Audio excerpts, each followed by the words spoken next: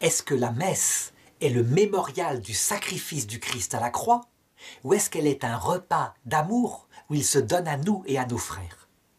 Pourquoi je pose cette question?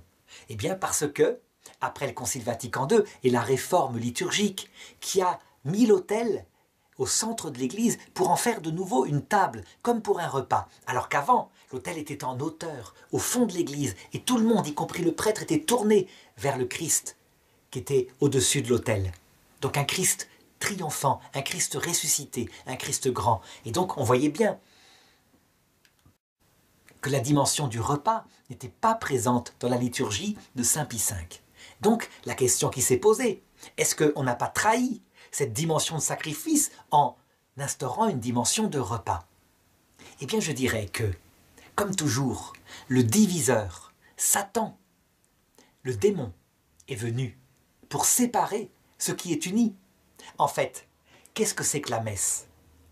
Elle est d'abord le jeudi saint, effectivement, un repas d'amour entre le Christ, ses apôtres, les femmes qui sont là. Et il leur donne l'Eucharistie. Seulement, ce repas d'amour, c'est le but, tout le but de ce qu'il a fait. Il veut instaurer entre nous et lui une relation de charité. Et il dit, « Ceci est mon sang qui sera versé pour vous. Et ceci est mon corps qui sera livré pour vous. » Donc il parle de ce qui va se passer le lendemain, le sacrifice. Et donc c'est tout à fait lié. Le lendemain, il meurt sur la croix. Il n'y a pas de plus grand amour que de manifester ainsi qu'il nous aime.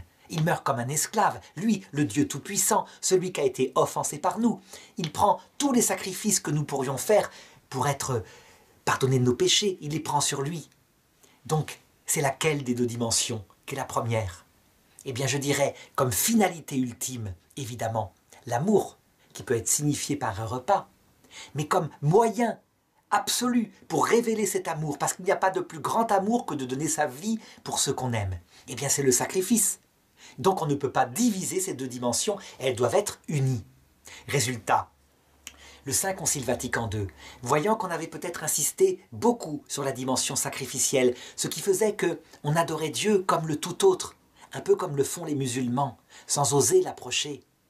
Il a voulu réinstiller à l'intérieur la dimension du repas, afin qu'on se souvienne que c'est une relation d'amour qui doit être construite.